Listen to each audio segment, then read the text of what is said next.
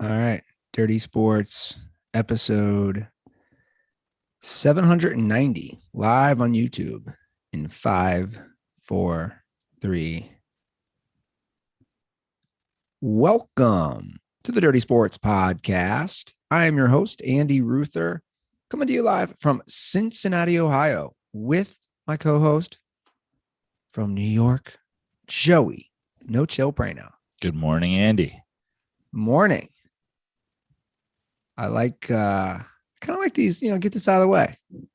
Actually, I shouldn't say that. Sounds bad. Get this out of the way. That's I take that back. It's it's like football on the West Coast. It's nice when it starts at 10 a.m. because you have the whole day ahead of you. Yeah.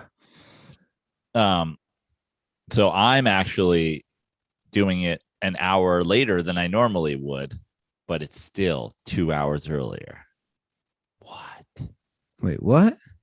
Well, because normally I would get up and do this at 10 a.m. LA. Yeah. Still 1 o'clock your time. Yeah. I feel you. Time travel, bro. Yeah. So in a way, I'm actually doing it later in the day than I usually do. Yeah. I see what you're saying. How's the weather over there? Is it cold?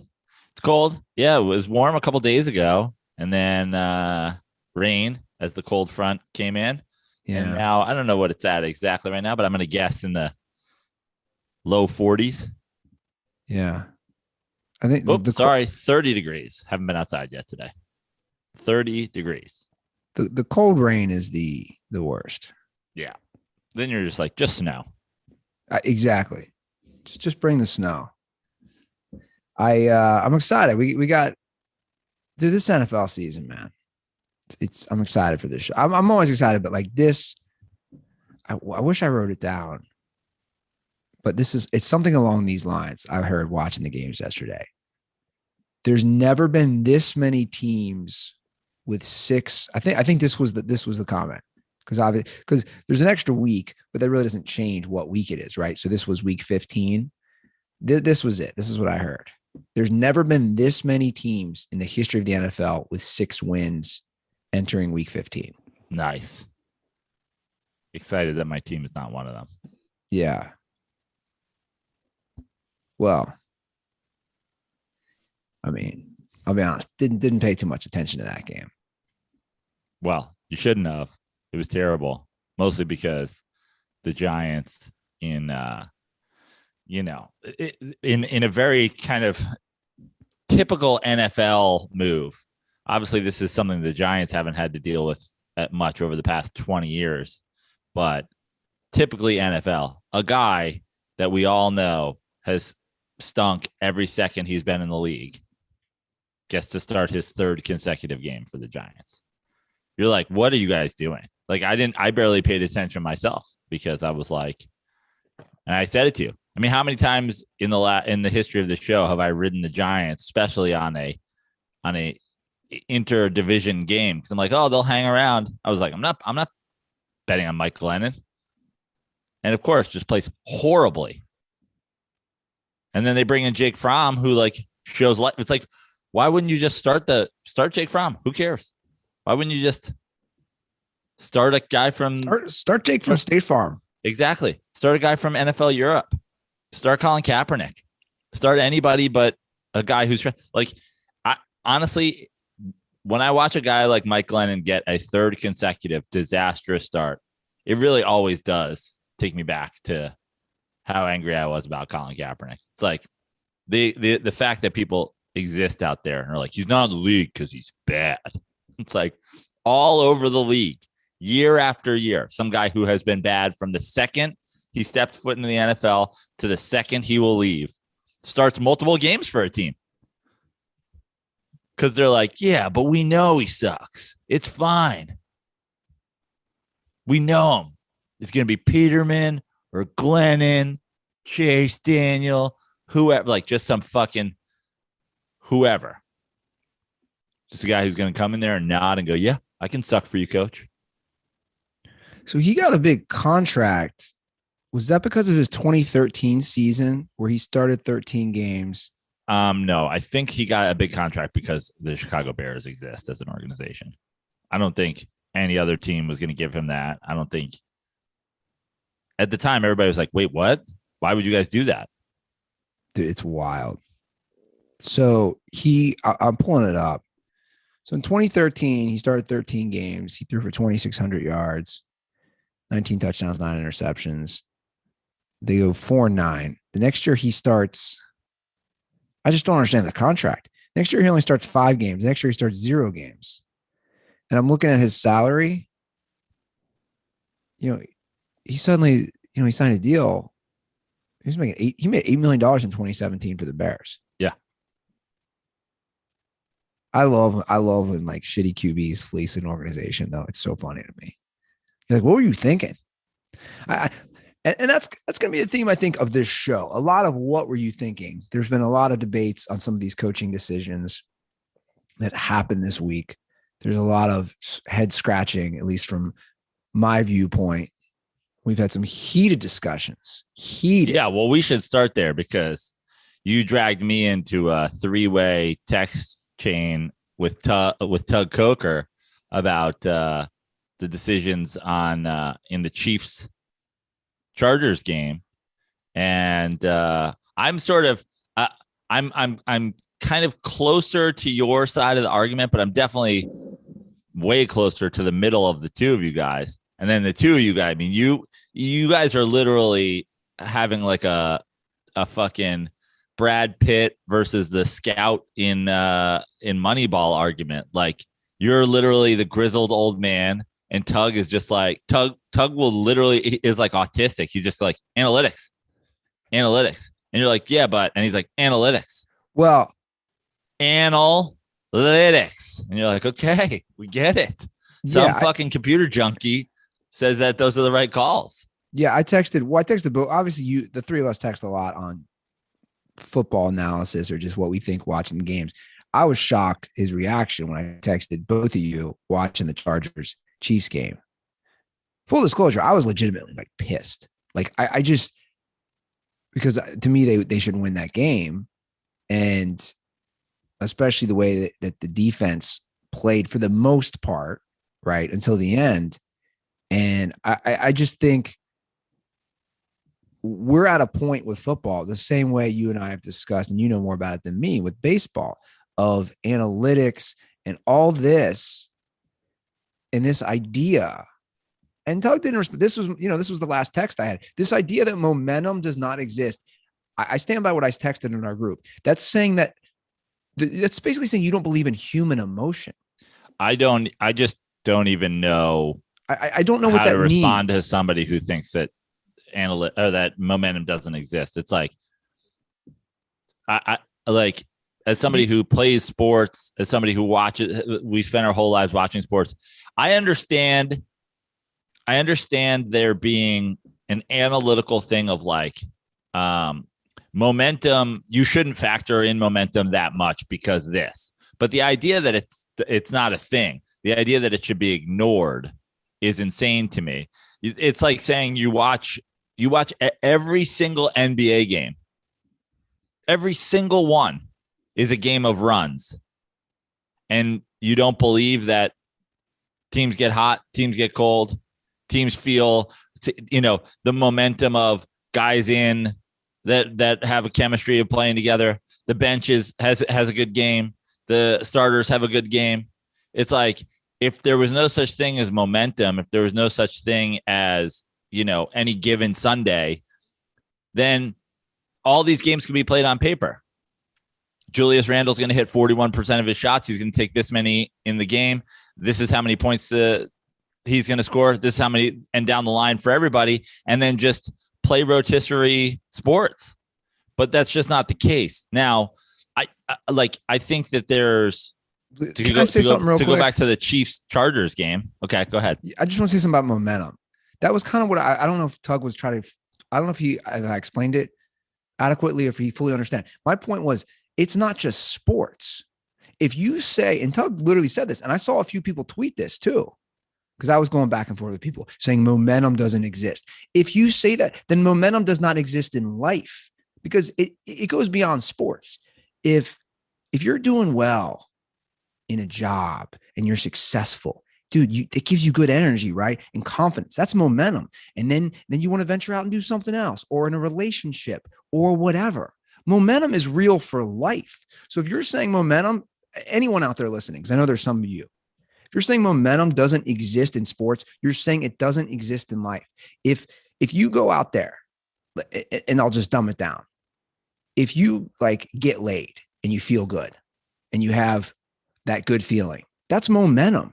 Then you might then take that into work the next day or whatever. I just think this concept that it doesn't exist, to be honest, is wild to me. But I also think that it exists in sports way more than it exists in everyday life. Like in sports, we're talking about, through the history of sports, like think about all the teams that get hot at the end of the year. And it's like, think about like analytics. The New York Football Giants don't have a Super Bowl against 18-0 Patriots if you just play the game on analytics. Yeah. They just don't. They're only in because they get hot. They're only in because they get through the playoffs. They're only in like, and on a game by game basis, to me, there's parts in that game, again, to go specifically back to the game. I don't care. I don't mind going for it on that first and goal on the very first drive, because I'm like, okay, you think you're going to be in a shootout in a division game. You don't think 3 points are going to get it done. You want to set a tone, but that decision, like that can't just be an analyst decision either. I feel like that decision is made because a coach believes in momentum. I feel like that decision is made by a coach saying, we need to get 7. Yeah. And so that's fine with me. So that's fine with me. At the opposite end of the spectrum, not kicking it before the half is fucking stupid. It's reckless. You've already not gotten one. You're going into the half. Like, I hate you're up 4. Yeah. Let me just revisit that for people who forgot. You've held the Chiefs defense, or you've held the Chiefs offense to 10 points at this juncture. Your defense has played pretty well. Your defense just got a turnover. You just got a turnover on Patrick Mahomes. You just caused a fumble, right? You drive down. The ball's at, I think, the 1.5 or 2 yard line. You have 3 seconds to go, right? Wow, you just got a turnover. Your team's feeling good. You can be up a touchdown at half. And it's essentially a free 3 points. Yes.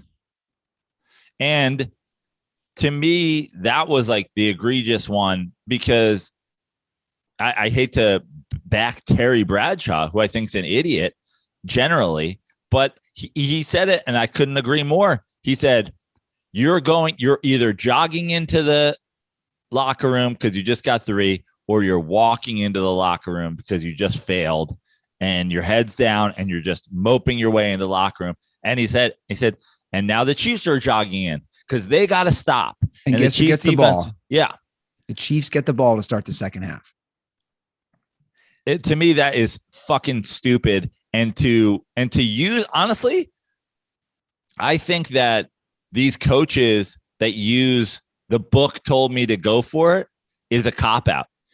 Essentially what they're doing is they're just as incompetent as old school football guy who's like, well, I take the points. When I get points, I take the points. It's like you have to have wiggle room in your mindset for what is going on in the moment. And like the analytics of every situation, if you're doing anything, you're taking things into consideration from the 1 yard line, right? From the 1 yard line or whatever, or let's say from the 5 yard line. Let's say you have 4th and goal from the 5. The opening drive. Right. But I bet you analytics say if you have 4th and goal on the 5, you can't run the ball there. Right. Or the analytics probably say you are 70% more likely to get it if you pass it than if you try to run it in from 4th and goal on the 5. Okay. What if it's fucking snowing? What if it's raining? What if it's the wind game that Buffalo and New England played the other game? If you can consider certain things like that when you're taking your analytics, then you should consider everything. That's your job as a coach. Bill Belichick ignored analytics on the Buffalo game for the whole game. There's no analytics that say you should run the ball every single time for an entire football game. There's none. And he won because he took other things into consideration, which you have to do. Take the analytics and then take the fact that you're the head coach of a football team who knows what the fuck he's doing and put those two things together. Otherwise, be the Dodgers, where you win one World Series in however many years, even though you have the most talented roster and the highest payroll, because a computer is making your decisions. Yeah, and I agree with you for the most part. Like, I'm more for kick the field goal on the opening drive when they get the penalty or when they lose yards and it goes back to 4th and 5. But I understand going for a touchdown there. Like, I don't hate it. I'd say get the points because, again, it's not in the 1 or 2 yard line. To me, it's a little different on the 5. But the one before half is bad. And obviously he did it again in the second half in the third quarter. I think it was the 26 or 27 yard line. They go for it. They don't get it. Now, they did go for it on another drive and they ended up scoring a touchdown. But the effect of that game, and that's what I want people to understand. If they win, Andy Reid did it in the game. And my thing is always as well, like, the analytics can be whatever it is. But if you make an incompetent play call, the analytics are not factoring in for that. The idea that Andy Reid he didn't have 4th and goal. He had 4th and half a yard, like inside the 5. So he could have got a whole new set of downs. Run a fucking quarterback sneak. The idea that you are sending a guy in motion, doing a quick snap shotgun play that Patrick Mahomes is supposed to immediately get the ball and throw it without like even having a chance to like get the seams of the football. And he throws a fucking 2-hopper. It's like, how can that possibly be your play call? And we see it again with the Ravens, the end of the last night's game. How is that your play call? You're just rolling out to one specific receiver. You're giving him one option. What if he falls down? Yeah. Well, I hate everyone. I was arguing with some people. Everyone, if that, but it didn't happen. Right. Well, if analytics were fucking taken in a vacuum, then these calls are all great.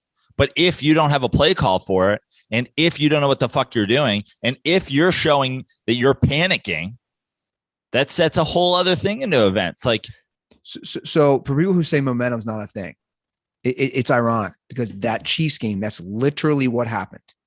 We all know this. We know the Chiefs are going to make a push at the end. They're just one of those teams. The Chiefs, the Packers, there's certain teams with certain quarterbacks. A lot of times, the Bucs, not last night, but they're going to make a push at the end. If they've showed any sort of offense that game. We both knew, did we not, Joe? The minute that came into overtime, it's over. It's over. Yeah. Dude, everyone in America who understands football knew the momentum was all on Kansas City's side, and they lost that game. So if he just kicks that field goal, there is no overtime. Yeah, I mean, listen, that's the thing I don't really subscribe to as much, because then the whole game is played differently, right? Okay. You're playing every aspect of it differently. So like, I was at a bar watching the game, this local shitty bar in my hometown.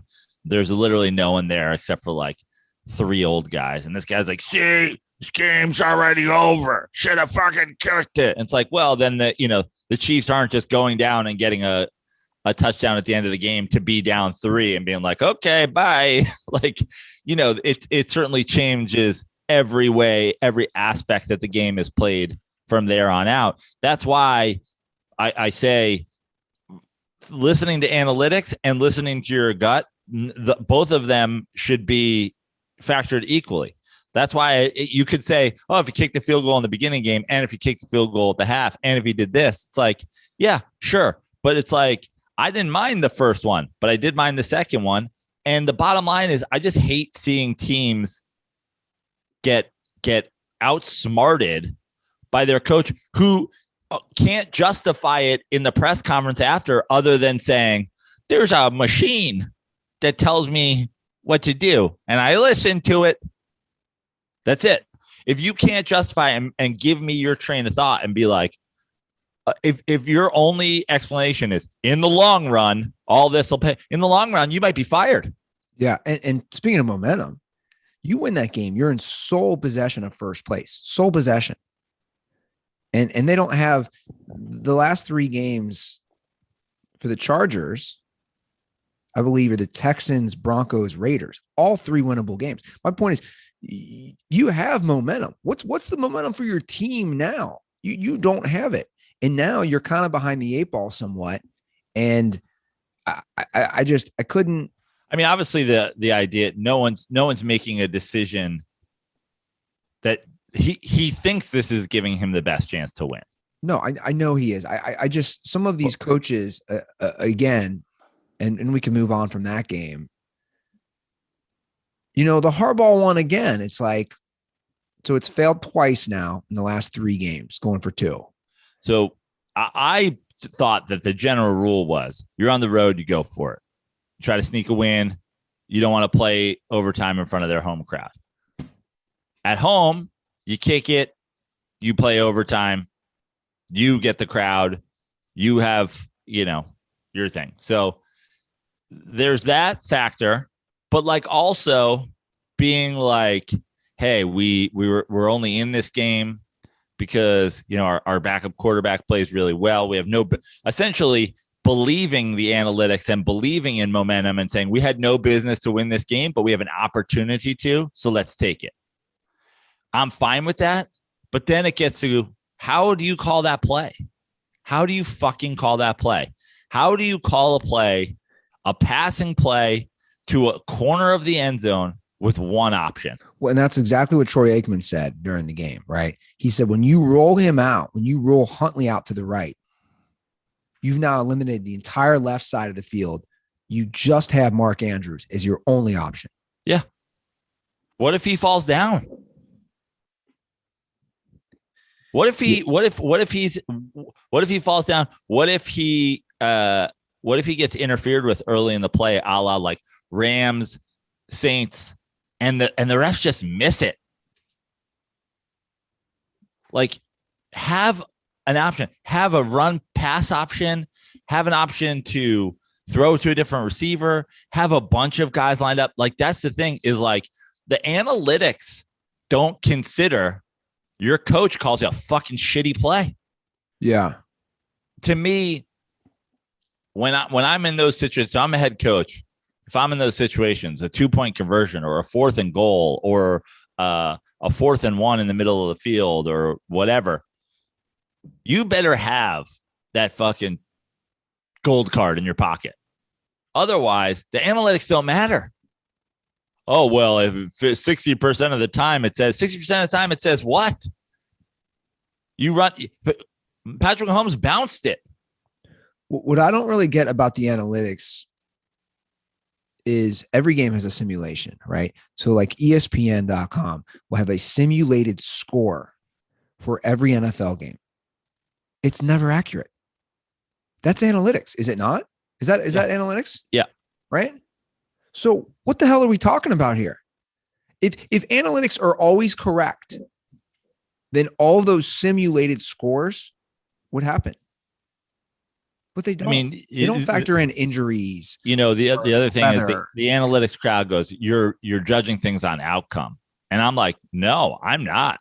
When I see a shitty play call that works, it's just as frustrating as when you see a shitty play call that doesn't, especially when it's your team. I've seen that a million times with the Giants. A shitty play call that works. Now, suddenly, the coach thinks that play works. And you're like, dude, you got fucking lucky. That play was shit. That play call at the end of the Ravens game was shit. That 4th and half a yard call from Andy Reid in the Chargers game was shit. It's shit. I would like to see the analytics on when a team goes for it, 4th and less than 1, and the quarterback spikes the ball into the ground. What are the analytics of that? 0% of the time they get it. So what the fuck are we talking about? It's a shitty play call.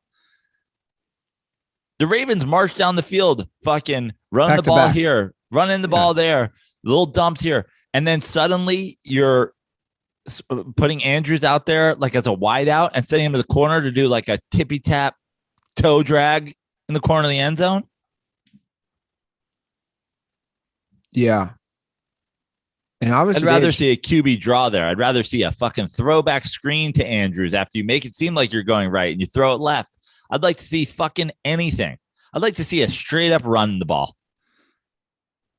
But to roll your QB out, put him in pressure, have him have to make a forced decision, have it to be one guy who's essentially double covered. What are the analytics on throwing a pass to a guy who's double covered? It was bad. Some really bad coaching in that Broncos game. I posted this on the Dirty Sports Twitter. This blows my mind. You see these prevent defenses, and I posted it's wild. It's a tie game. The Bengals have 9 seconds left with the ball.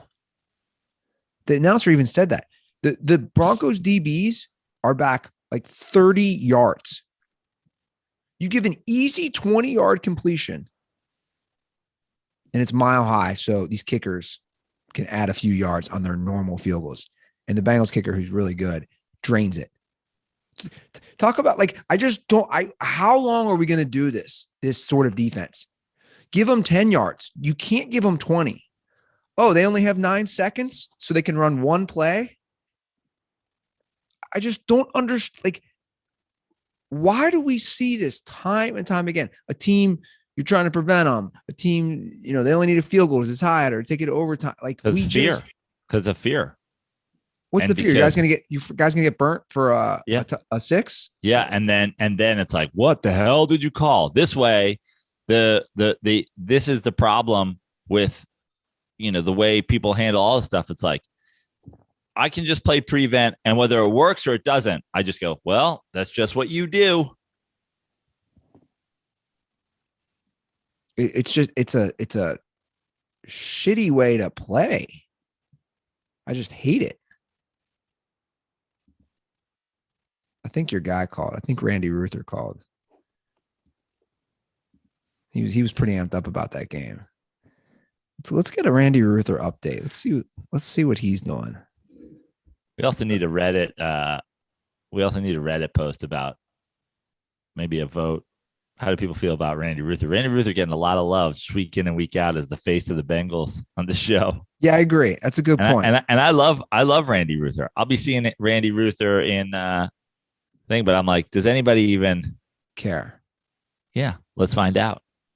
Do you want me to play the call? Sure.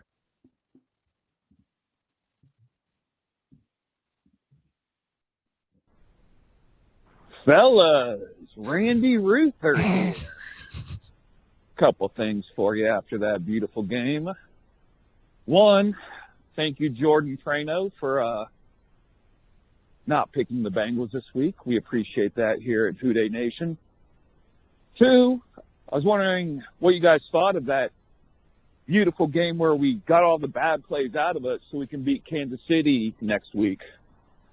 Three, as a Ruther who is now on the get rid of Zach Taylor wagon, who would you rather have as a coach if you were a Bengals fan? Taylor or Urban Meyer? I'm taking Urban Meyer. Guy's got a winning mentality. Taylor ain't got it. Taylor's got to go. So can Randy Ruther get a Houday?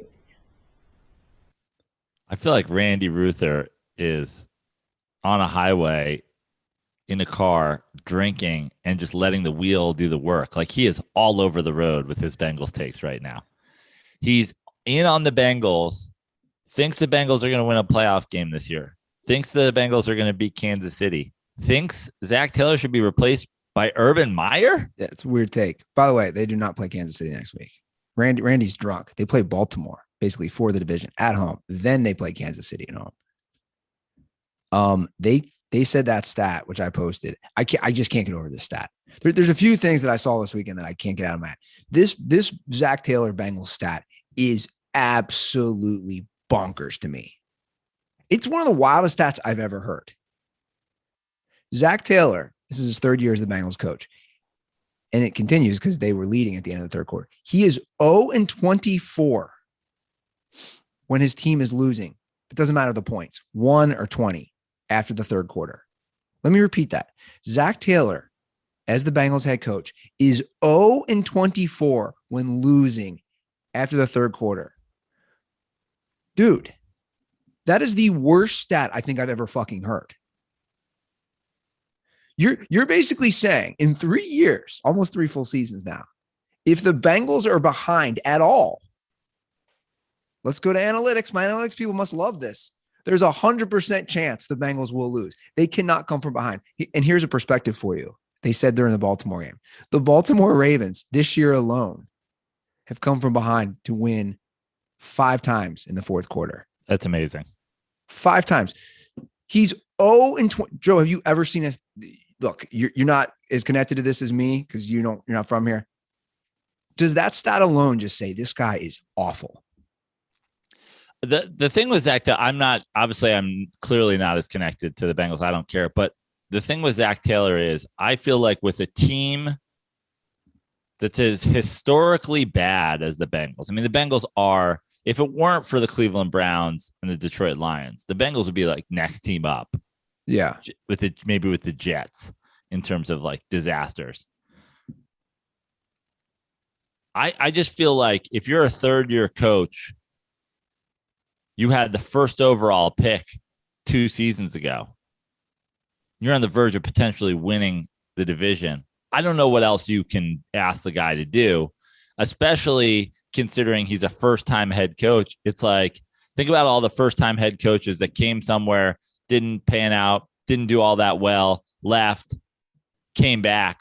It's like, I almost feel like let the guy, like, he's getting the experience. But if you're learning to do the job while also winning a pretty tough division, if that happens, or being in the mix for it, it's like I'm not an anti, like, I can be anti Zach Taylor the hire, but I can be pro keeping him, because then it gets to, because what ends up happening is then you get the inevitable question of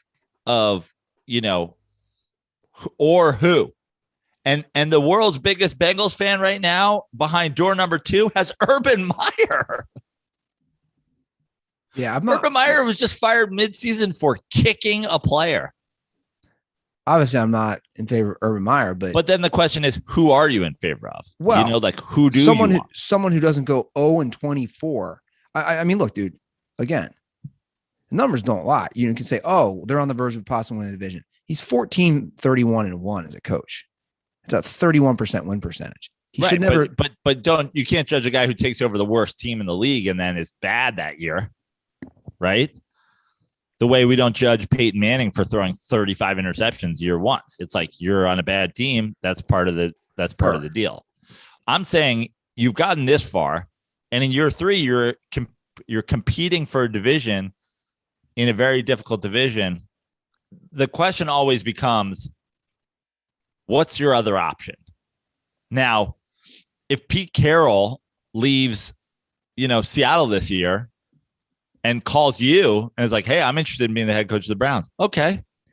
But I would argue your other option is almost anybody but him. I mean, Urban Meyer is a stretch, but my argument is if you have talent in place as an organization, and they have a lot of talent on both sides of the ball, I will never deny that. Like, they're talent. They have a great quarterback. Yeah, but I'd argue that just good head coaches aren't just like floating around. And honestly, I think it's good head coaches, especially in the league this nowadays. We don't want that. We can't take the college guy. That's a broken system these days. It's 2 different worlds. Okay. So who are you taking? Now you're taking another offensive coordinator from somewhere with no head coaching experience. Now, if Josh McDaniels wants a job, sure, give it to him. But he wasn't even he was a quarterback's coach on the Rams. But my point is, what is your other option if you're him? Look at around the league. You want to hire a Brandon Staley? You want to hire Joe Judge? You want to hire who are the guys who are out there? I'm not as familiar with a lot of the unknown coordinators. Obviously, we know the Bieniemys. We know the Byron Leftwich. You're going to start. But that's my point from a organizational standpoint. Are you starting over in terms of an offense, in terms of talent you have with Eric Bieniemy because he's the guy who stands there while Andy Reid calls the plays? I would trust him more. I wouldn't, and I wouldn't simply on just this guy's already there. I'm going to dig up the yard and try a different grass seed when this grass seed's pretty good. I would argue, again, obviously I watch all the games. I'd argue Taylor is such a bad play caller. For the weapons the Bengals have, where their offense ranks. Consider the fact that you're in a difficult division defensively. For sure. But you have a 1,000-yard rusher. You have Joe Burrow. You have Boyd Higgins and Chase, along with some decent tight ends. I would just argue that what they do versus what their potential is, they're not even coming halfway is what I, and fine. We'll watch it play out. I'm still convinced they're not going to make the playoffs. And I'm not rooting for the Bengals. I'm not supporting the Bengals. I'm just saying from a head coaching standpoint is you've already committed to this guy. I'm not defending the hire. I'm defending keeping him because he's having some sort of success, and he wasn't a head coach, but now he is. We're talking about 25 years into Andy Reid's tenure. People are showing Andy Reid respect in the last 5 years. People have essentially showed Andy Reid was a fucking clown. Yeah, but Eagles. I never from agreed a play calling standpoint. Yeah, but hold on. I never fully agreed with that. I felt he was disrespected. Andy Reid still led the Eagles to 3 straight NFC championship games. That's not and easy. Then the analytics say if Andy Reid leads you to 3 straight if you get led to an NFC championship game with Andy Reid, you're gonna lose. But my argument is even before he's gonna mismanage the timing. He's gonna okay. He's not he's got a good time manager, but my point is Andy Reid has success everywhere he's gone with every quarterback. Andy Reid then went to Kansas City. They're making the playoffs consistently with Alex Smith. My point is he does achieve a lot, and it doesn't matter where he goes. I think his record speaks for himself even before he got Patrick Mahomes. I think Andy Reid's a really great coach personally. Now, I think there are some coaches out there that, as we look at this week, that again made some questionable decisions. We've already gone over some of them, but I don't know. I personally, I still feel confident, and we'll see how it plays out with my bets with people on them winning a playoff game. Obviously, the Baltimore game is basically for the division. But even Bill Belichick had a questionable calls this week, right? Yeah, absolutely. He kicks a field goal when their offense has sputtered the whole game against the Colts. And they scored one. They had scored up to that point. They had scored one time. Correct. In any form. And then 8 minutes and 45 seconds or 7 minutes or whatever it was, 8 minutes left to go in the game. You kick a field goal to close it to 10. So now you still need 2 scores. So in the entire game, you've scored 2 times. And now you're going to score two times just to tie the game in the last 8 minutes and 45 seconds. That's if you don't stop them. Now they did score one more, and they cut it to 20-17. And then Jonathan Taylor had that run. At this point, Jonathan Taylor, he has to get serious MVP consideration. Because we talk about most valuable player and what they mean for their team. Carson Wentz threw the ball 12 times that game. He completed 5 passes. Yeah. You're beating the Patriots on the back of Jonathan Taylor and your offensive line. Right now, if I had to vote, if I had that option as a voter, my 2 MVPs are Aaron Rodgers and Jonathan Taylor. But you have a vote. So who are you voting for? Aaron Rodgers. Right. Okay. All right, cool. But we're both voting for Aaron Rodgers. So all our consideration, what we're saying is hey, we want other voters out there along with us to consider Jonathan Taylor and then vote for Aaron Rodgers. There should be a second award for people thought about who they thought about voting for before they voted for Aaron Rodgers. Yeah, he'd get my second place vote. That's all I'm saying. Yeah, great. I'm just saying his value to his team. I can't, you know, in my recent memory, I can't remember a running back. Well, I shouldn't say it. Derrick Henry's up there, but you know, where they mean that much to their team. Like Todd Gurley was great on those Rams teams, but they had such a great offense. You know, in general, they had the receivers, and even Goff was making the Pro Bowl. You know, it was just Sean McVay had that thing running so efficiently, and Gurley was one of the great cogs in that offense. I'm just saying Taylor means that much. Dude, I would not want to play the Colts in the playoffs. Any team in the AFC. Now, Wentz is still a giant question mark. I don't even think I have the answer. He's not good. He's erratic. He's suspect. I mean, the Colts would probably be, if you asked me, and I agree with you, you don't want to play the Colts. But if you asked me the teams, and I'm including teams that wouldn't make the playoffs. If you were just like, which of these NFL teams have the potential to win 4 straight games to get to the Super Bowl, 4 straight games to win the Super Bowl? Colts will be below some teams that don't make the playoffs to me. I just think that they don't have the consistency. And that is because of Carson Wentz, because if you have a consistent dominating run game, being a consistent football team should be easy. You should at least be consistent. You might not be that dynamic. You might not be that whatever, but you should be consistent. And I just think Carson Wentz alone makes them so erratic. Because on any given play, he could just drop back and just lose the football. Just like on a random play. Yeah. But they have a great, you know, they have a defense, man. Yeah. That deep. I agree wholeheartedly with what you're saying. I wouldn't want to play the Colts, especially because I think that's what I think that is the Colts ceiling, is like beating somebody in the first round of the playoffs that no one expects them to beat, and then just rolling over and dying the next week. Yeah. And look at the Chiefs, man. Here they are. The Vegas favorites to win the Super Bowl right now. They are. Sitting up top. The AFC. It's absolutely amazing. I'm a little surprised, though. I'm a little surprised that they're the favorites, not the Packers. Well, because they figure at this point the Chiefs are cruising, have momentum. Yes, easier path through the AFC. So, you know, the first factor to winning the Super Bowl is getting to the Super Bowl. The Chiefs got to be the favorite to get to the Super Bowl. Sure.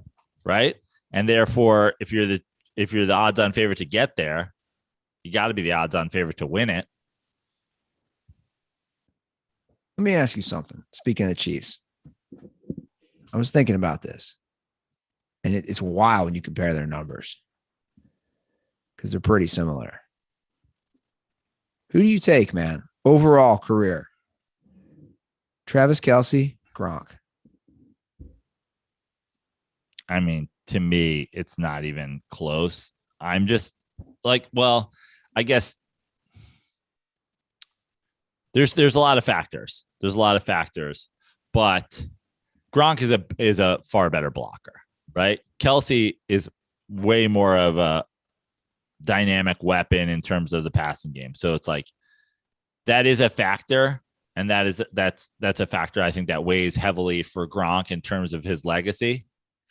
But in the era that they both play in the modern tight end, I mean, take you know how Belichick runs an offense versus how Andy Reid runs an offense out of it. I'm taking Kelce. Yeah. So a quick stat line. You know, Gronk's played 15 more games in his career. 15 more games in his career. So basically a full season. He has about 60 more total yards. So he'll have less yards at the end of the year. Yeah. But Gronk crushes Kelce in touchdowns. That's also why I ask. 92 to 55. If you do a per game basis, Kelce has more. Kelce, again, since they've played a different amount of games, if you do it a per game basis, Kelce averages about 5.5 receptions a game at 71 yards. Gronk's about 4.5 at 64 yards. So, but obviously a higher percentage of touchdown catches with Gronk. That's why I asked. But also Gronk played every single game with Tom Brady. Yeah. And Kelce stayed on the field. I mean, give me, take whatever prime Gronk was for how many years and show me it up against every snap since Patrick Mahomes has joined the Chiefs. I think those numbers get skewed even more. I mean, we're talking about a guy who, played that two of them playing with two of the greatest quarterbacks ever, but one of them was like, oh, Tom Brady's, I'm leaving. And he's like, oh, Brady's back, I'm back. Well, and also one of them was having 1,000-yard seasons with Alex Smith. Right. That's precisely my point. Yeah. It is pretty fascinating because you have Kelce, who's been a three-time first team All-Pro, and same for Gronk. So like you have very similar comparisons, right? Yeah. So you're taking Kelce. I was curious who you'd say, like, hands down. I mean, to me, hands down. But again, that's so much like if you're telling me like I feel like there's wiggle room in this one because they are different. They're same but different. I mean, they both have incredible playmaking experience, but like Kelce's just so dynamic after the catch. He's able to spread yards. Like Gronk has plenty of his touchdown catches and plenty long plays in his career, but he's just not nearly as dynamic, in my opinion, as Kelce, but he is also a way better blocker. So, in terms of the package, if you're selling me on either of these guys, I'm gonna forego the blocking. I'll be like, okay, I'll strategize on how to block with another tight end or whatever, and give me his health and give me his yards after the catch ability and give me, just a big play ability versus the opposite. Now, Andy Reid might agree with that, and Bill Belichick might disagree with that. And, John Harbaugh choosing between the two might have a third opinion, but for me, if I'm putting the team together, that's what I'm doing. Yeah. I'll figure out how to block with my tight ends. Give me that. Give me the guy who's going to stay on the field and just be more dynamic. Sure. And then in the playoffs, even Kelce per game, Kelce has him beat all around. And Kelce's played he's played 12 playoff games to Gronk's 20. It is interesting. I probably would lean towards Kelce as well. But Gronk, I mean, just remember in his prime, you couldn't bring this dude down. They're obviously two different types of players, how they avoid tackles or break tackles. But I'm going Kelce. I mean, he is that good. And what he did in that game and finished with 190 yards and that game-winning touchdown in overtime. It's crazy to think how good I don't think people, that's why I brought him up, Joe. Because Gronk, obviously, is doing all the commercials and he's the bigger name. He's more marketable. He's been on all those championship teams. I think he gets all the love when we look at all time. And I don't think people mention Kelce in that same realm enough. I just don't. I think they will at some point, but I agree with you. Well, we talked about playing with Brady. I can't get over that run last night. I can't get it out of my head. What run? When Brady got the tackled. Brady scramble? Dude, I can't get over, like, that was your 44. I can't get over how awkward it was. He just did like a social media post too about, it was like somehow, I forget where I saw it, but like he just did something about being like a running quarterback. And it's just like, it was hilarious. I mean, the second he was outside, it's like, it was almost like he forgot for a minute that every defensive lineman in the NFL is faster than him. That there's not a single person on the field except maybe Bruce Arians that can't chase him down. It was like, it's so funny because we talk about obviously the best and the GOAT and all this, but it was so cringeworthy. And to be honest, Brady just got his ass kicked last night, right? Yeah. Like the Saints D was just kicking his butt all game from the opening play to the end. And to me, that's the first time I've ever seen like father time in real time with Tom Brady, where you're just like, dude. But to be fair, this is, I mean, by the way, I'm not saying he's done. But I would argue in essence, in a way, that's what we've done in career. The idea of done, like Tom Brady's sort of been done for a while. Like you can't expect Tom Brady to do anything but stand in the pocket and pick you apart with the little dumps here and the little dumps there. He just doesn't have, like, this is how you beat Tom Brady, is you make him do anything besides stand like a statue in the pocket. And I would argue that's been the case for like more than a decade. No, you're right. I actually said that last night, and I agree. Like, that's the formula to beat him, well. And that's the formula to beat a lot of quarterbacks, is to pressure them. But also the thing is like Tom Brady isn't making plays. He's not escaping.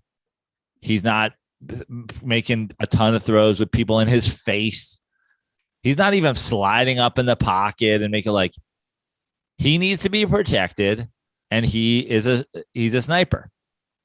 But if he's under fire, he's bad. I mean, the Saints are his kryptonite. Obviously, he won the playoffs, but he's now 0-4 since joining the Bucs. And these are butt kickings. Like, these aren't close games. These are. Momentum's not real, though. The Saints don't think about that when they go into the game. They don't think we've beaten Tom Brady ever since he joined the Bucs. They just go on it like, hey, today we play a team in red where we wear white. Just remember, we're the white team, they're the red team. There's no, like, no confidence. The idea that these games that for the history of mankind, people have been like, it's going to be a tough game because it's in division. That's not a real thing. Who cares where the teams are based? There's no such thing. Every hand of blackjack is a new hand. Shots fired. Yeah. I mean, crazy. You got like, you have to think there's some factor in that. That's like, hey, we've had Tom Brady's number since he got here. We know what to do. Let's handle, just keep doing what we do. Handle your business. Sure. Of course there is. Of course there is. We knew after the first quarter of that game, oh man, it's going to be tough for their offense. And obviously they lose Godwin. Evans is already out. You're down with your two top receivers. And that's the thing. I know everybody. I know I'm a Tom Brady hater. I know Matty Goldberg's going to call the hotline and yell at me or something like that. But if he's down any of these weapons for any sort of significant period of time, I think it hurts him extensively. Suddenly Antonio Brown's anti-vax fake vaccination card won't be a locker room cancer if either of these receivers are hurt for a while. Oh, you'll love this, by the way. Speaking of, I had to look it up.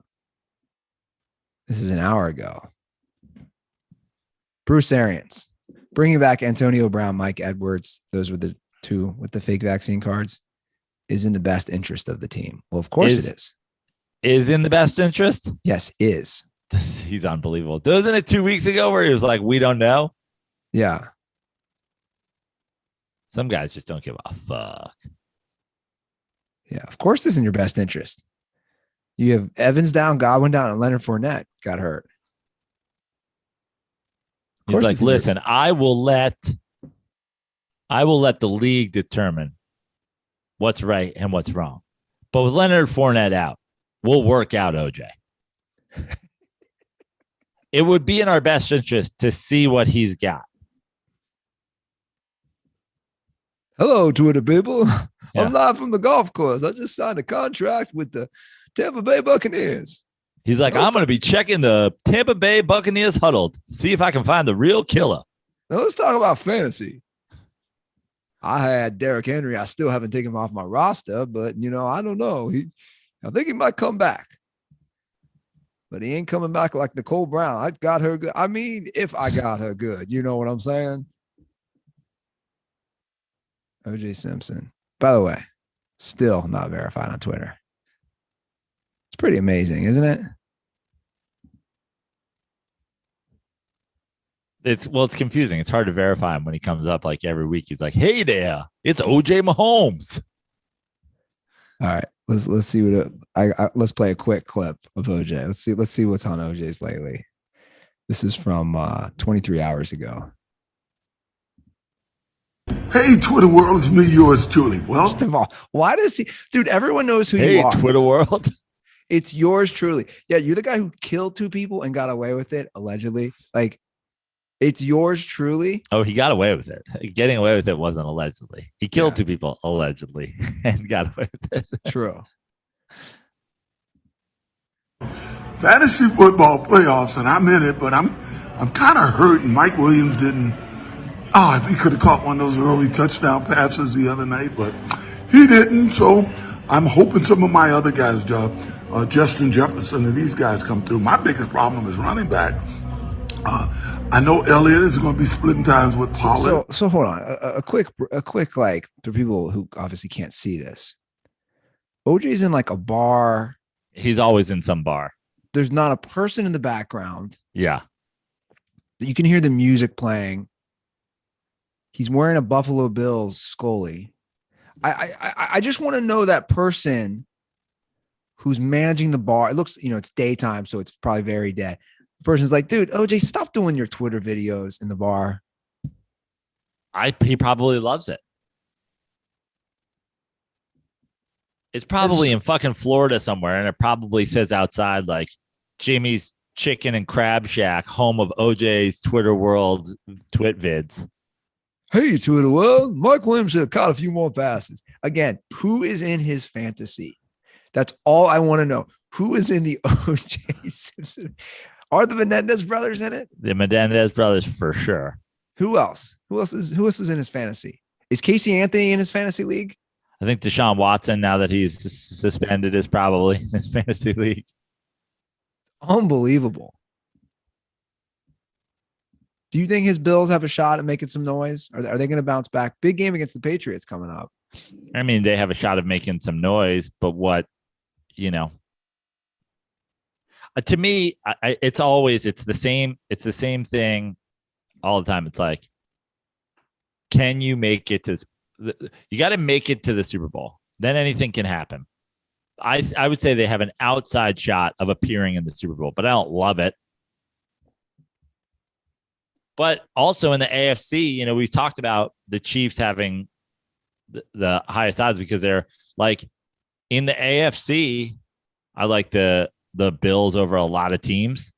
Well, look, man, they got the Patriots next week in New England, and then they have the Falcons and Jets at home. So if they can take care of the Patriots, they're in first place in that division. Right. And they should win those last 2 games. But as we know, nothing's guaranteed this year. I like them better than Tennessee without Derrick Henry. I like them better than Cincinnati. I like them better than Indianapolis. The Chargers, I mean, that'd be an interesting matchup, Chargers Bills, but it's like kind of trust the Bills more. Tennessee.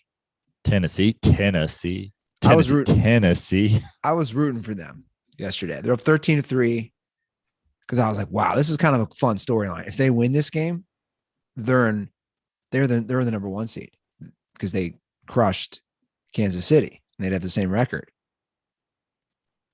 The inefficiency, or just I just don't get, I know you don't have Derrick Henry. You're up 13-3. The Steelers are doing it's every Steelers game.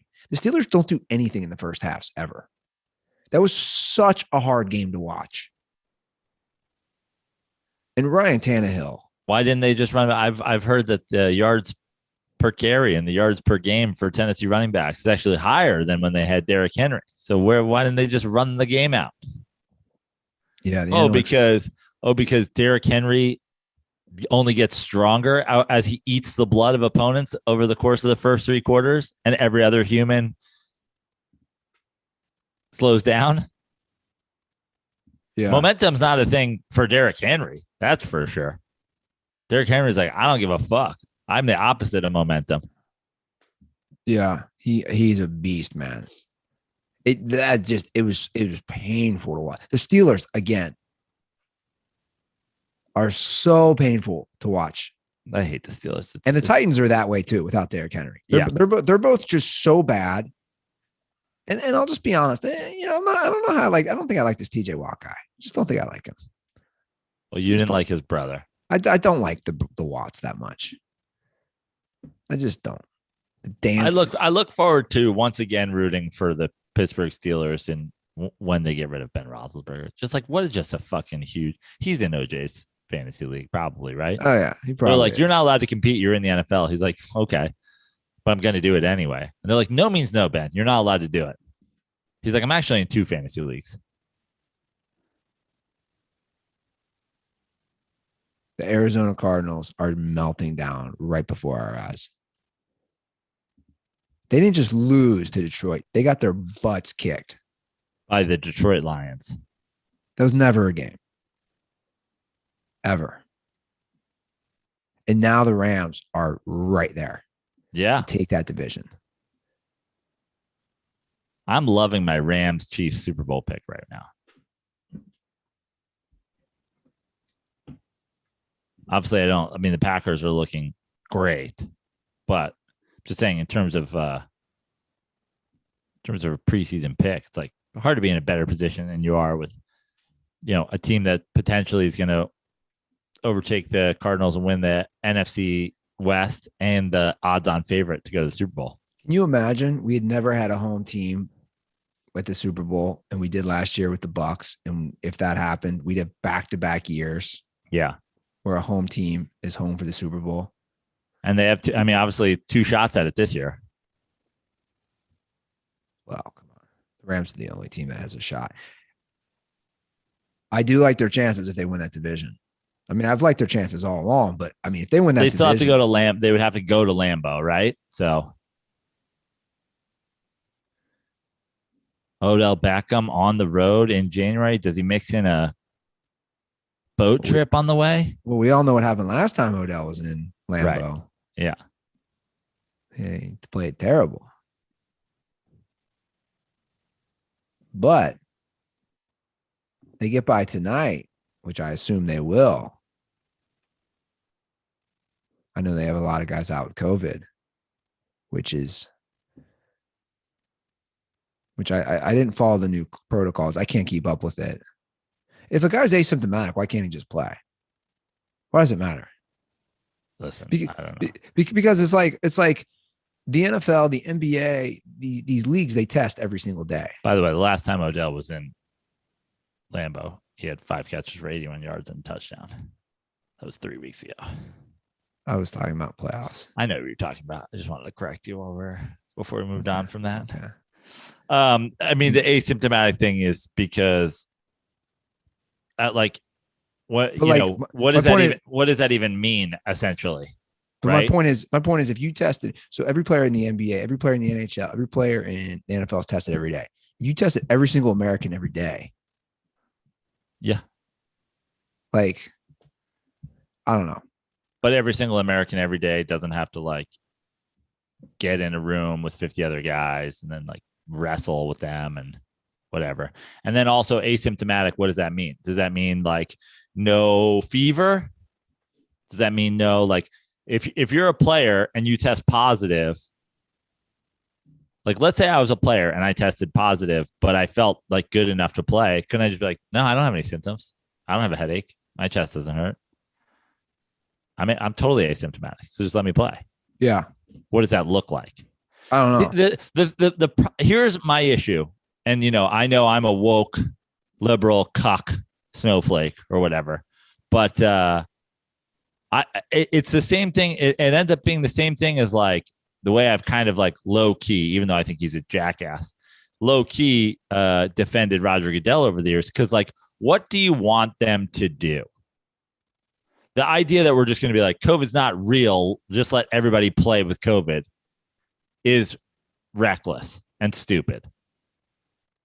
But like, so what are you supposed to do? You're supposed to, we can't have a case by case basis situation. It's like the NFL, people are all, you look at like Eagles fans who are like, how come when we were out, the game didn't get postponed and whatever. It's like everybody is just trying to figure it out in real time. Well, I really do think they love it. The owners, who loves it? The COVID outbreaks. The owners definitely don't love it. They don't love all these games on prime time. You think the owners want you tuning into the Nick Mullins show tonight? I think the owners like that there's 2 games now on national TV tonight. There's going to be 2 more tomorrow. The NFL now will have 8 games in 10 days. Well, the networks might love it. That, as we've talked about many times in the past, the NFL doesn't give a shit about your ratings. But we all know, my point is like 7:00 tomorrow night, you have 2 NFL games on a Tuesday night. Sure. Any sports fan is watching those games. Sure. That's all I'm saying.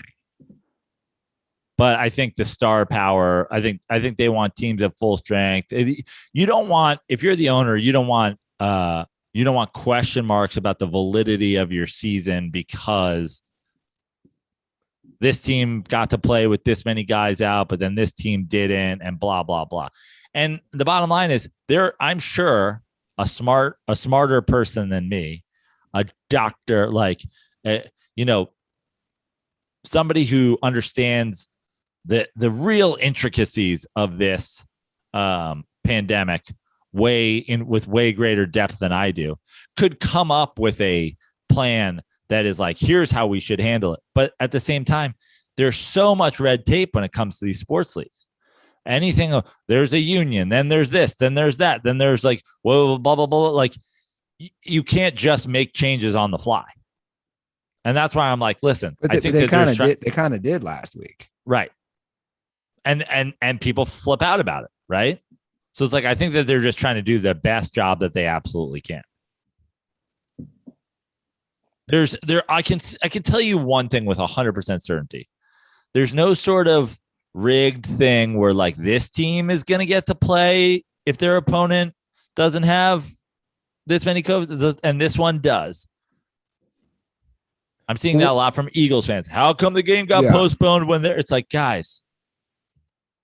Well, one thing I do want to say that I feel is not being talked about enough in regards to COVID, in regards to last year, especially come playoff time. There was no fans in the stands last year, really. Right. I'm just saying, like, I think it's going to be a different animal this year, right? Like there was very few fans in the stands, if any, at some of these places. You're going to have a packed Lambeau Field now. You could have a packed Arrowhead, which I think is less of a factor than which I think is less of a factor than the different. I really think that the difference here is just exactly what I'm seeing, with comedy in New York right now is like that they're like, if you're in the NFL right now, you can go out somewhere and get COVID and whatever. It's like you went out and you went to the club and you got last year, if you were like, whoever, Baker Mayfield got COVID because he went to a party, you'd be like, what the fuck is wrong with Baker Mayfield? And we're just like a year removed from it where people are just like, oh, that's what's happening, Yeah, but you don't think the home field advantage, it didn't mean anything last year. Like, no, that's absolutely a factor. I certainly that's a factor, but not. I didn't. Like, I thought I have to agree. People getting COVID. No one's getting COVID from the stands being full. Oh no, yeah, I wasn't. I was talking about the factor of the fans. I think, I don't know if it was Troy Aikman or it was someone made a good point about last year's Bucks team. They won all their games on the road. And someone's point this year was there was no fans. It could not have been an easier year. How do fans affect it? Is there momentum? Yeah, playing under different circumstances. Right. So the argument is this year, it again, I forget who said it, but I agreed with them saying, I don't see a team winning 3 road games this year with fans. I just don't see a team doing what the Bucks did last year. Yeah.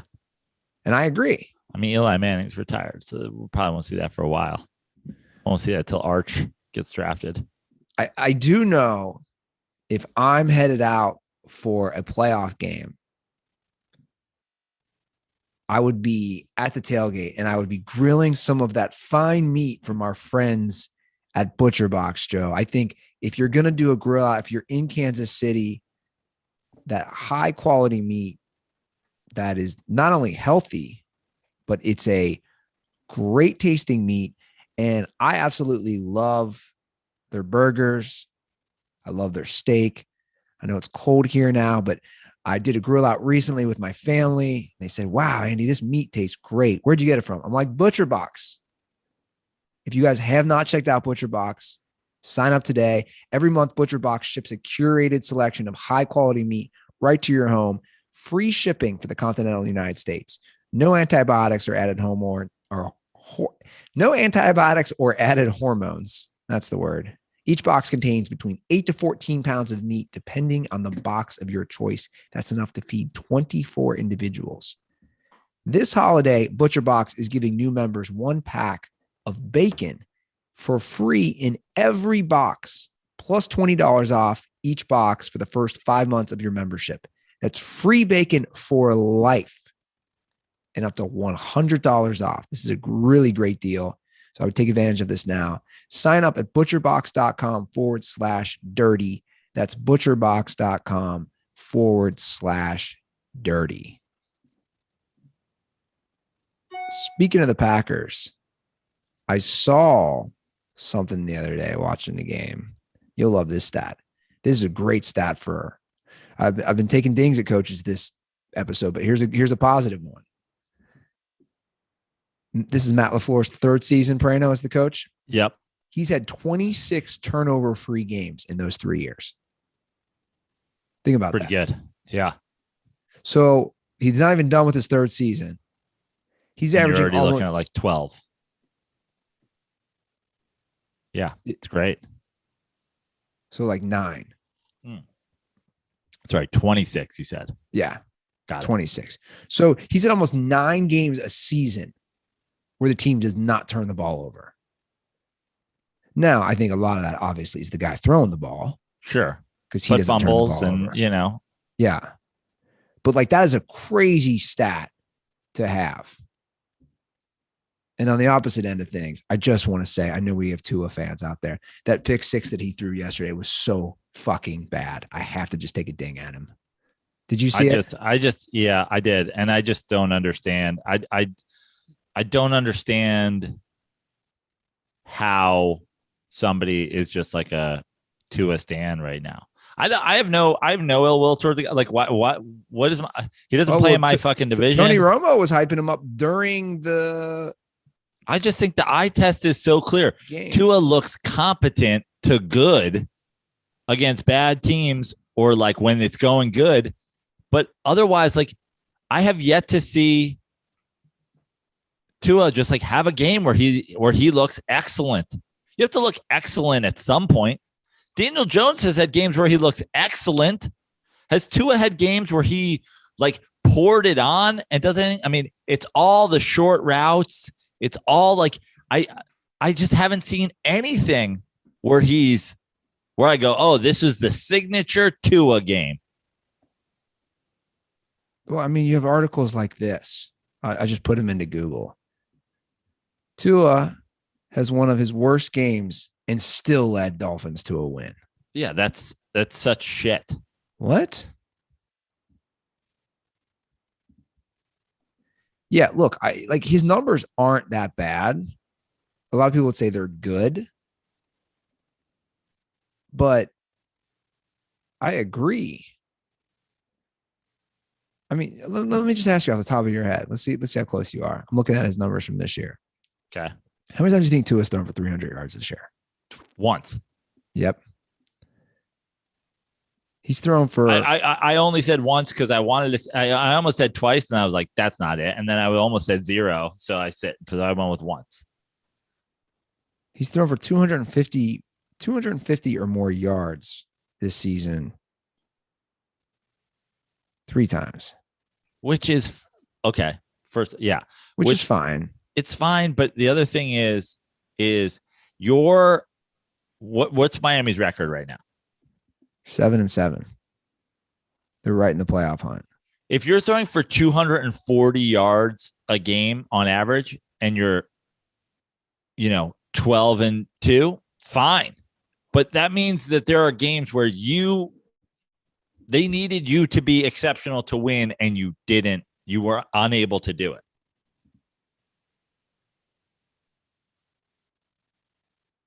By the way, he's not averaging close to that, Joe. Last year, he averaged 181 yards passing a game. This year, he's averaging 214. What the fuck are we talking about here, guys? But also, again, so he missed a couple games this year. They're 7-7. He's probably what, 5-5? Last year he missed he took over. He probably played half the games. They were in the mix last year. He was 6-4. You know what I mean? We're not talking about a guy who's like game managing and is 14-5 in his career. He's probably a 500 quarterback. He's 1, 2, 3, 4. He's 6-4 this year as a starter. Okay, and what was he last year? But to be fair, one game he got hurt right away. Okay, I have it right here. There we go. Game log. He's 11-7 in his career. 25 TDs to 13 interceptions. But there's been a lot of praise lately on him. I think because the Dolphins have won 6 in a row because of their defense. It's because of their defense. And there's so many games in there. I mean, I know you are your record, but there's so many games in there where it's you don't beat a good team. Well, yeah. And like I said, watching that game yesterday, that pick 6 he threw was so bad. It was so telegraphed. I was obviously mad too because I took the Dolphins to cover the spread against you. So I lost that. But I'm watching that saying a good quarterback doesn't make this throw. He just doesn't make this throw. He doesn't. Their signature win in that streak is 22-10 at home over the Ravens. Otherwise, they've beaten the Texans 17-9. They've beaten the Jets 24-7. They beat the Panthers. They beat the Giants 20-9. And they beat the Jets 31-24. All bad teams, and except for the Panthers games, all close games. You're playing bad teams close.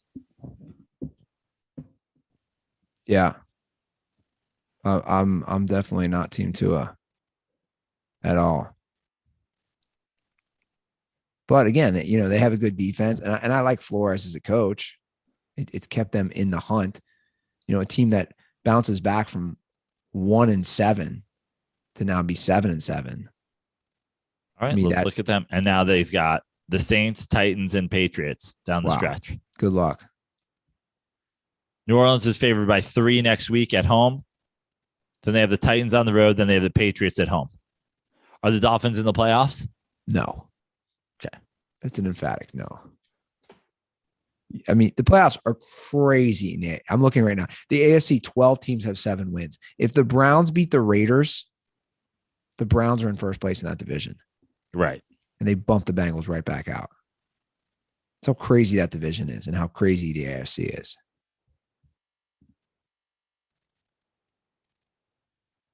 I have an update for you on Peng Shuai. Oh, nice. Where is she? Well, she's just resting at home, in China. She did a interview with a Singapore newspaper outlet.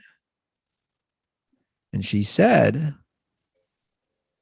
first of all, I want to emphasize something that is very important. I have never said that I wrote that anyone sexually assaulted me. I need to emphasize this point very clearly. Wow. She told the newspapers, even though she definitely tweeted that she was sexually assaulted by a member of the Communist Party. Yeah. So now she's saying that was the first thing she said in an interview. She wanted to get that out of the way. This is sketchy. She says she's been staying mainly at home in Beijing, but was free to come and go. By the way, if you have to tell people you're free to come and go, you ain't free to come and go. Never once have I ever been like, yeah, I'm staying at home. I'm free to come and go. So in response to this latest interview, the Women's Tennis Association has said, as we have consistently stated, these appearances do not alleviate or address the WTA's significant concerns about her well-being and ability to communicate without censorship or coercion. We remain steadfast in our call for a full, fair, and transparent investigation without censorship into her allegation of sexual assault, which is the issue that gave rise to our initial concern. We at the Women's Tennis Association will be continuing to avoid playing any sort of tournaments in China until we have an interview with Peng Shuai where a shadow of a gun is not on the background. So here's what's great. Who's this interviewer? The reporter did not ask how or why the lengthy and highly detailed November 2nd post appeared, or even if Peng's account had been hacked. Can you imagine? I'm going to hack someone's account and say... The reporter also did not ask why she was shaking during the interview and urine had soaked her pants. It's absolutely wild, dude. Anyway, she's definitely being held captive, and you heard it here first. The Dirty Sports Podcast. Another the weekly Dirty Sports Peng Shuai update. We have another update on an old story as we're going through these. Headline reads, Bishop Sycamore School a scam, Ohio Department of Education says in blistering report. By the way, this is where my taxpayer dollars are going in the state of Ohio. After weeks, Joe, they needed weeks, Joe. The Ohio Department of Education needed weeks. I mean, I used Twitter. I didn't need weeks. They released a 79-page report. Dude, what are we doing here? You needed a 79-page report. Google showed that the address of the school was like somebody's house. A 79-page report. Unfortunately, the facts suggest that Bishop Sycamore High School was and is, in fact, a scam. The report says Bishop Sycamore was a way for students to play football against high school teams and potentially increase students' prospects of playing football at the collegiate level. The school did not do, here's what I love. The school did not provide or meet a single state standard. That seems like the end of the report. Yeah. Do you need anything else? No, we needed 78 more pages. Yeah. So like this report is coming to you in 5 large chapters. Think of it as the macaroni, the chili, the cheese, the onions. Unbelievable. I do love this. There is no evidence that the school enrolled students, had a physical location for classes to meet, employed teachers, nor offered any academic program to meet even the bare minimum of the state standards. Dude, this is amazing. A Singaporean newspaper says that Peng Shuai has joined their tennis team and is fine. Not only is she fine, she's the new head coach of the Bishop Sycamore ladies tennis team. So you'll love this. So according to the report, supposedly 19 students enrolled for the 2020-21 school year. but yet they had like 75 guys on a football team. Right. Wait, what? 1975 all-time boss move, by the way. Who's going to play the founder / head coach, whatever it was, of Bishop Sycamore in this movie? Why are Andy? Is this Jamie Foxx? Yeah, we've let our merch game fall off. Why do we not have property of Bishop Sycamore football T-shirts for sale on the Dirty Sports website? Ooh, property of Bishop Sycamore athletic department. That's pretty funny. Oh my God, that's really funny. I would wear that with pride. Dude, this article, it makes me want to vomit though. Investigators had doubts. Yeah, again, Twitter. Like we learned this all on Twitter 3 months ago. Anyway, that's your update going on there. Investigators had doubts when they stopped by the home of athletic director Phil McCracken after not being able to reach Mr. McCracken by phone at the number he gave us, 555-555-5785. We decided to visit his residence at 1234 Main Street, Ohio. Mr. McCracken was not home. And in fact, we weren't sure if we were at the right address because he did not give us a city. We do have some updates on dirtballs who've made reckless food decisions. We'll get to some of those calls. But I want to let everyone know, and I said this with Joe before we started the show, Spotify is now allowing you to rate podcasts. So if you are listening to us via Spotify, show us some love. We'd appreciate it. Give us 5 stars. You give me a screenshot. Send it to me on Twitter at the Dirty Sports or at Andy Ruther, and I can send you some koozies. Or just do it. I had somebody the other day say, I already got koozies, man. Just wanted to help the show. 5 stars. 5 stars on Spotify. No reviews. Just this one's really easy. Rate. All you gotta do is click the 5. I might do it right now because I'm not a Spotify user, so I for sure have not done it on Spotify. Yeah. It's for those of you who are Spotify guys. There you go. Do it. I'm literally going to do it right now. Dirty Sports. And while you do that, let's listen to the Dirtballs. Let's see some of their reckless food decisions that they've made. Let's see what we got. This was all spurned by the John Daly story. Quick reminder. He spent $446 on a Taco Bell order. I shared my 20 junior bacon cheeseburger story from Las Vegas when I lived there. So I want to hear some of your guys' reckless stories on eating food. 310-359-8365. What's up, fellas? JT from Jersey here, calling in about the crazy food orders. Last year, me and one of my college roommates, we were in quarantine for coronavirus, and one night basically every night we got fucking stoned in quarantine. But one night we had the genius idea to order Chinese food. And, I found local Chinese menu, whatever. And I found some, meat supreme, fucking rice, stir fry, whatever the fuck you want to call it. Literally a little bit of everything. Sampler box for, poo-poo platter. For 6 or 8 people. And we order it. It's, fucking $50 or $60. We get it. And it's, 3 catering tray size things, one of all meat, one of all the fried dumplings and shit, and one of all the rice and lo mein, and needless to say, we both fucking crushed it, and we were baked as shit, and then both fell asleep on the couches outside in the living room, and woke up about 3 a.m, and I fucking hated myself. So there you go, condoms are for Joe Bartnick. Well, I don't think that one was too reckless. I mean, he said it could feed 6 to 8 people. For 2 people.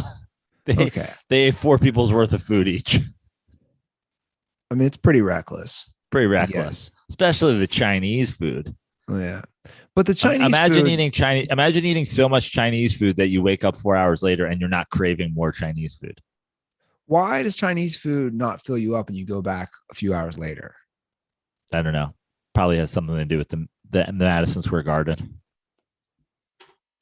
The MSG. Yeah. The world's most famous additive. Maybe we should. Can we get Peng Shuai on the line to ask her why Canceled. Just getting shot with canceled bullets. Wait, why am I getting canceled? She's Shane Chinese. Gillis is trying to call in on the hotline right now to participate in this conversation about Peng Shuai over ordering Chinese food. I just want to know if she knows. I would love to hear her comment. She's like, I just want to make a statement right now that, well, first of all, I'm not under duress of any kind, but Chinese food's actually really healthy and good for you. I have to go. Peng Shuai out. All right, here's another one.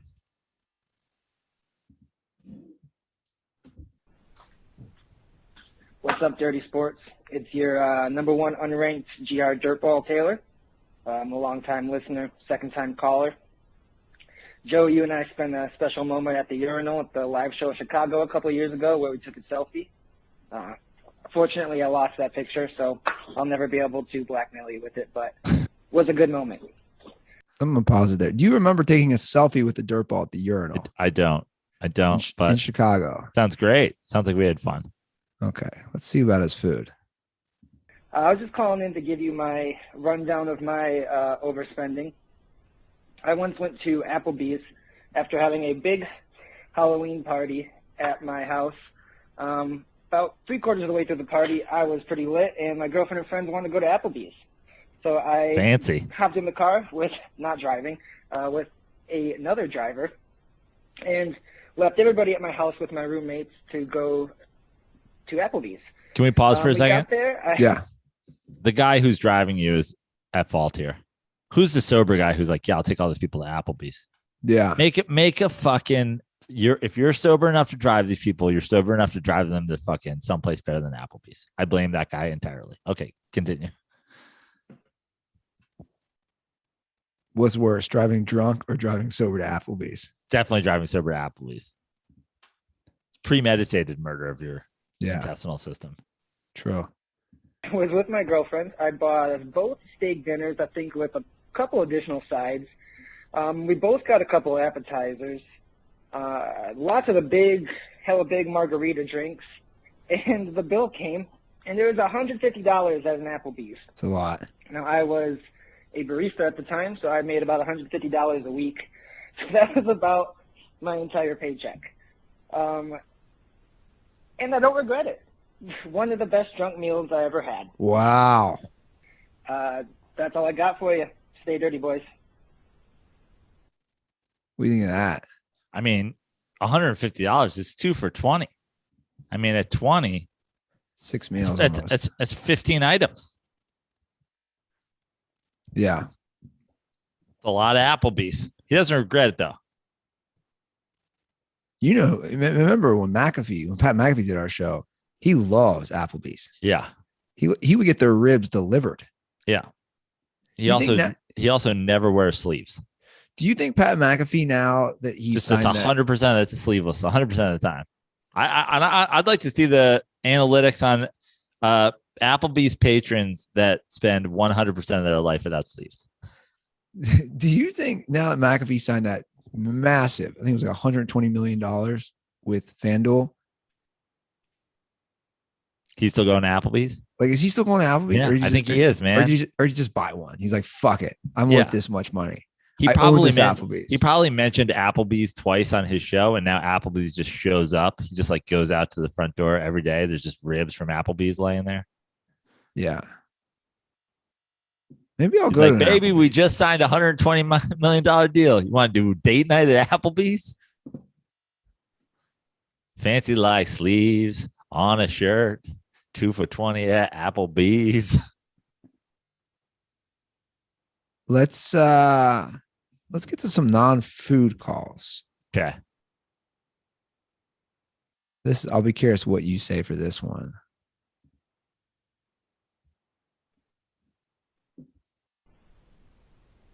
What's up, guys? It's Joey from Minnesota. I just wanted to add to the commercial conversation from the most recent episode. I think if I have to watch this, and I know Andy already talked about this, if I have to watch this Kate McKinnon Verizon commercial one more fucking time, I'm going to put a gun in my mouth. And it just made me think of what is, over all of the years you guys have watched the NFL, seeing these commercials played on every single break, they're just over and over and over again. What is the most annoying or worst commercial you can ever remember from whatever year? God. For me, I really got to say that the Kate McKinnon one is up there. I don't think I've ever been this angry over a commercial that has nothing controversial in it or something like that. Thank you guys. Condoms are for Verizon. Dude, the Kate McKinnon one is really bad. No, yeah, it's bad. Like her voice, it's nails on a chalkboard. I'm gonna go with, and I know our fans. I know this is gonna set some people off, but in terms of, so the thing is like with these commercials, they're so bad. It's when they haunt you outside of them being on. Like the second that Kate McKinnon commercial is over, I just catch my breath and it's fine. I'm just gonna say it now. I there's probably something I'm forgetting. But fuck Dilly Dilly forever. Just fuck Dilly Dilly forever. Oh, yeah. People were saying it in bars, dude. Oh, yeah. I forgot. We won't even name the brand because it's trash. They are a competitor with our presenting sponsor, Miller Lite. Yeah. They're not even a competitor. They're doing fucking trash ass commercials that ruin your life, making fucking piss water. Hey, you know what though? Here's the silver lining. Me and Goldberg in Las Vegas and getting Goldberg on a video with like two like Vegas girls at March Madness and, you know, skimpy little referee outfits and getting Goldberg holding up some of their gear and going dilly dilly. Like, unbelievable. That was funny for me.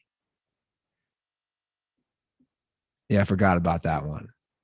Dude, they turned it into like a short film for the Super Bowl, didn't they? Oh, yeah.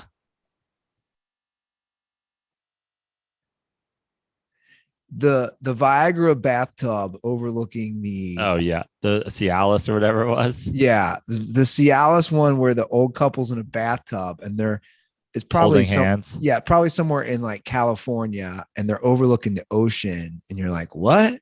Yeah. Where does this happen? But they're not like you're just like, what is this? Yeah, that wasn't as annoying. Have you seen these previews? I used to do a joke about it forever ago, and they stopped doing this now that we've finally broken away from the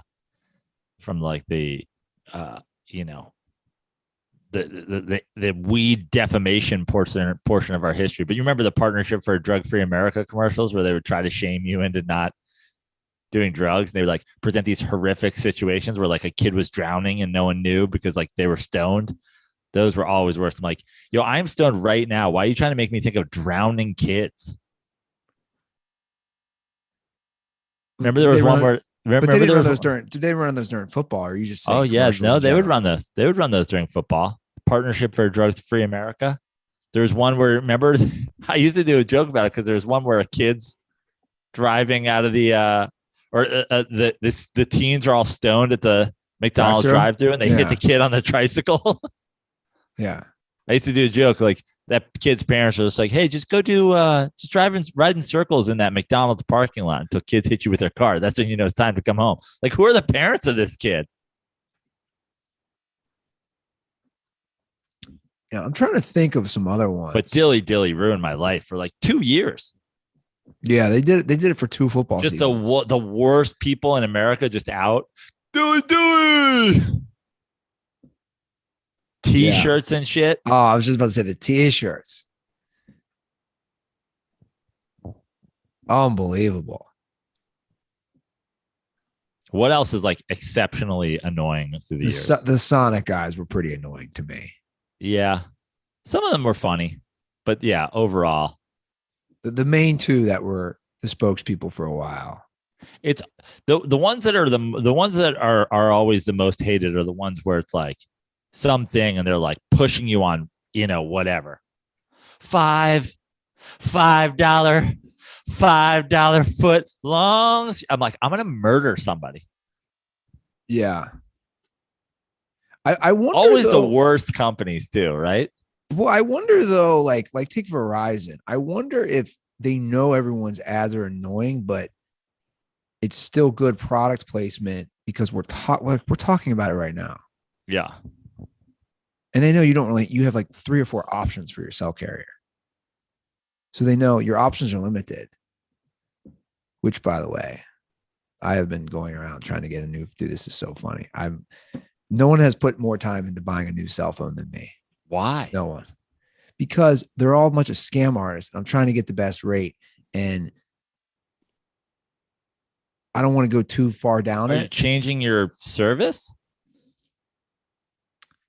Yeah. So basically, I have a very old cell phone. I have a 6S.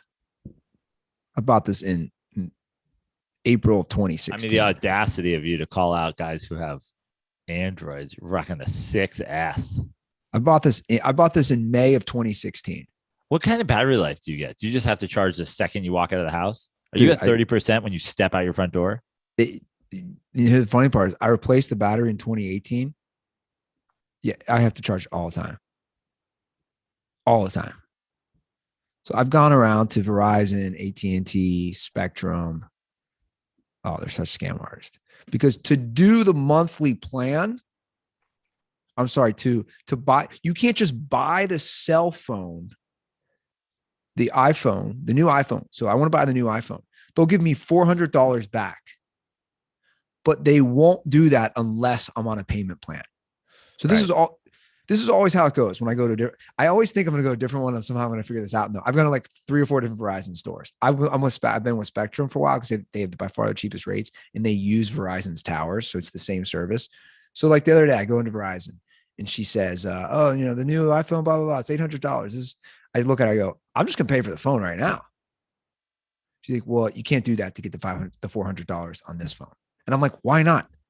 But why do you want to? I don't want to be in a payment plan for a fucking cell phone. They just add it to your bill. It's just adding. You're just paying for your monthly service and the phone. I don't like that.